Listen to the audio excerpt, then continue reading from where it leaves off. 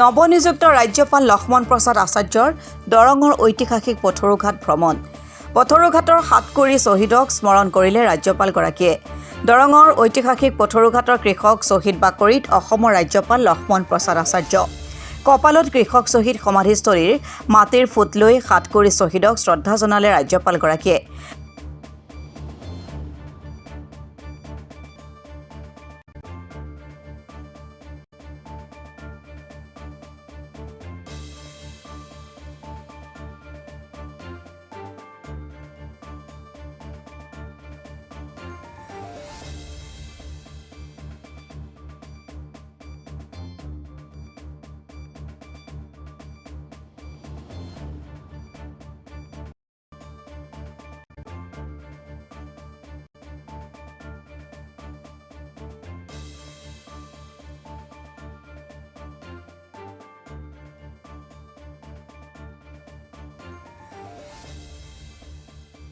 দিনৰ 10:30 বজাত পাথৰিঘাট পৰিদৰ্শন বঙলাত দৰং জিলা প্ৰশাসনৰ গাৰ্ড অৱ অনাৰ গ্ৰহণ কৰাৰ পিছতে ইতিহাস প্ৰসিদ্ধ পথৰুঘাটৰ কৃষক শ্বহীদৰ স্মৃতি স্তম্ভত পুষ্পাঞ্জলি অৰ্পণ কৰাৰ পিছতে শ্বহীদৰ নামত এটি গছপুলি ৰোপণ কৰে।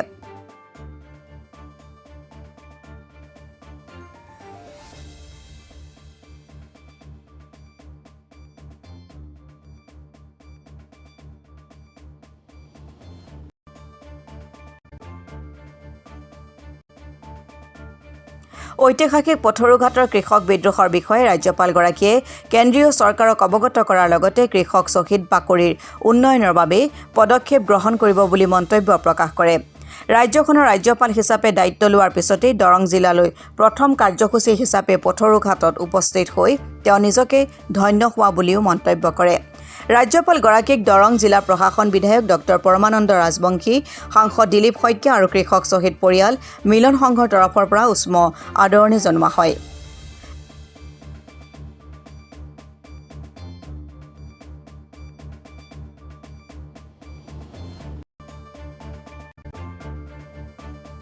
मैं आया तो अपने राजभवन में अधिकारियों के साथ बैठा, यहाँ के ऐतिहासिक स्थलों के बारे में, यहाँ के इतिहास के बारे में, गौरवशाली इतिहास के बारे में पहले जानकारी किया। तो मेरी जानकारी में आई कि यहाँ पर बहुत सारे हमारे स्वतंत्रता सेनानी हैं जिन्होंने इस आज़ादी के लिए लड़े, अपना बहुत संघर्ष किया और कुछ बलिदान हो गए, कुछ आज भी जीवित है। फिर उसी क्रम में मुझे जानकारी हुई कि पथरुघाट किसान विद्रोह, जो अनुचित कर लगाने के विरोध में अंग्रेज़ों ने जो अनुचित कर लगाया था हमारे किसानों के ऊपर, उसके विद्रोह में, उसके विरोध में इन्होंने विद्रोह कर दिया और कहा कि ये गलत चीज़ें हम नहीं स्वीकार करेंगे। संघर्ष किया और मुझे ये जानकारी हुई कि हमारे 140 किसान बंधुओं ने हमारे आज के लिए कल अपना बलिदान कर दिया। इतना बड़ा बलिदान, इतना बड़ा त्याग, तो ये जब जाना तो हमने कहा ये तो मेरे लिए तीर्थ हो गया।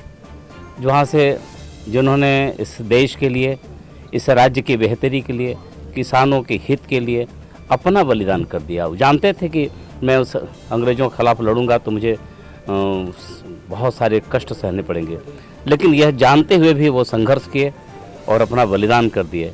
तो उनको नमन करने के लिए अपने पहला भ्रमण ही मैं इनको नमन से शुरू कर रहा हूँ। यह धरती मेरे लिए पूज्य है, पावन है। इस नाते हम तो मानते हैं कि यह भूमि इतनी पवित्र है कि इसका चंदन लगा कर के जीवन हमारा भी पवित्र होगा। मैं इस नाते यहाँ की मिट्टी को, मेरे लिए चंदन है, मैंने चंदन लगाया, इनको अपनी श्रद्धांजलि अर्पित किया और इसका जो गौरवशाली अतीत है, गौरवशाली जो इतिहास है, हम देश के सामने रखेंगे और इनके गरिमा के अनुकूल इस स्थान का विकास हो।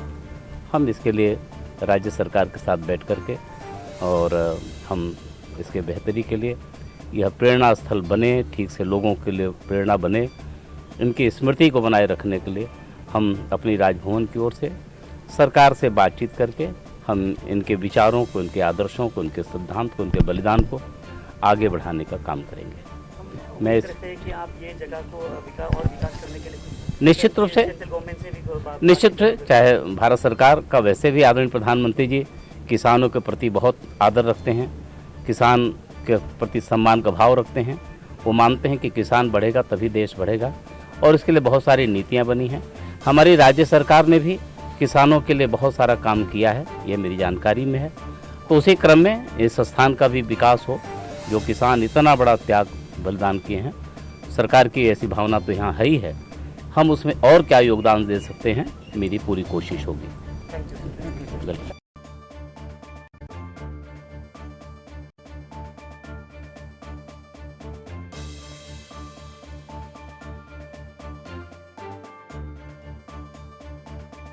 কৰ্ণালী হাজৰিকাৰ ৰিপৰ্ট, অসম টুডে।